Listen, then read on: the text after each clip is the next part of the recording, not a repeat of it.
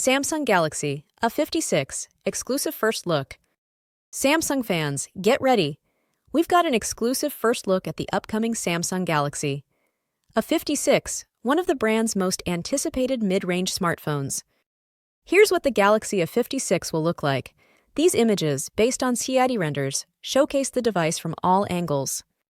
The Galaxy A56 combines design cues from various Samsung devices, featuring flat sides like the flagships and a centered display camera hole.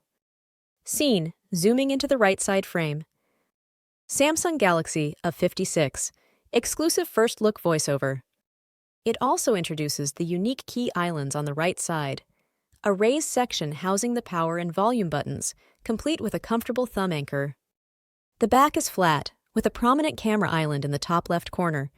It houses 3 cameras and an LED flash. The SIM tray is placed at the bottom, and the Galaxy A56 supports 45W wired charging, bringing flagship-level speeds. Under the hood, it's rumored to pack the Exynos 1580 SoC, delivering solid performance for its class. If history repeats itself, we might see the Galaxy A56 launching around March 2025. But hey, surprises happen!